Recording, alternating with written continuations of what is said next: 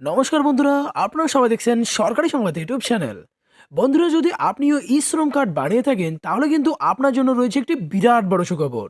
আর যদি আপনি এখনো পর্যন্ত না বানিয়ে থাকেন তাহলে কিন্তু যত তাড়াতাড়ি সম্ভব এই ই শ্রম কার্ডটা বানিয়ে নেবেন।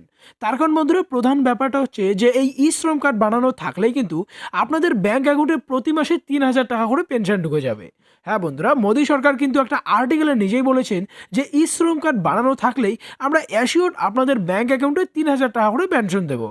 এছাড়াও বন্ধুরা, এই কার্ডটি বানানো থাকলে কিন্তু আপনারা আলাদা আলাদা আরও ২১টি সুবিধা পাবেন। আর এটার ভিডিও কিন্তু আমরা আগে থেকে আমাদের চ্যানেলে দিয়ে রেখেছি, তো চ্যানেলটা ভিজিট করে আপনারা সেটা দেখতে পারবেন। তো বন্ধুরা, আজকের এই ভিডিওটিতে আমি আপনাদের দেখাবো যে ই শ্রম কার্ডে আবেদন করলে আপনারা কিভাবে এই ৩,০০০ টাকাটা পাবেন। মানে শুধু আবেদন করলেই আপনাদের টাকাটা দেওয়া হবে, নাকি আবেদন করার পর আপনাদের আরও কিছু করতে হবে? আর যদি আরও কিছু করতে হয় সেটার জন্য আপনাদের কি কি ডকুমেন্টস লাগবে আর কিভাবেই বা করবেন?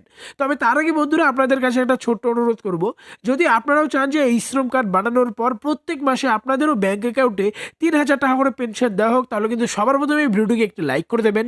এরই সঙ্গে লাল রঙের সাবস্ক্রাইব বাটনে ক্লিক করে বেল নোটিফিকেশনটা অল করে দেবেন এই ধরনের দরকারি খবর প্রতিদিন জানার জন্য। তো বন্ধুরা, এখানে দেখুন বলা রয়েছে যে ই শ্রম কার্ড নিয়ে ইতিমধ্যে একটা নতুন আপডেট চলে এসেছে, যেখানে বলা হয়েছে যে ই শ্রম কার্ড থাকলে সকলকেই প্রতি মাসে ৩,০০০ টাকা করে দেওয়া হবে। এই ৩,০০০ টাকা পেতে হলে আপনি নিজেও অনলাইনে আবেদন করতে পারবেন বা যে কোনো সিএসসি সেন্টারে গিয়েও আবেদন করতে পারবেন। তবে বন্ধুরা, এটার জন্য কিছু শর্ত রয়েছে। দেখুন বলা হয়েছে নিজের শর্তগুলো। প্রথমে যেটা বলা হয়েছে যে আপনার বয়স থাকতে হবে ১৮ থেকে ৪০-এর মধ্যে, তবে আবেদন করতে পারবেন। আর মাসিক ইনকামটা ১৫,০০০ টাকার নিচে বা ১৫,০০০ টাকা থাকতে হবে। ইপিএফও, এনপিএস, ইএসআইসি এর সদস্য হলে আপনি আবেদন করতে পারবেন না। আপনি যদি ইনকাম ট্যাক্স দিয়ে থাকেন তাহলেও আপনি আবেদন করতে পারবেন না।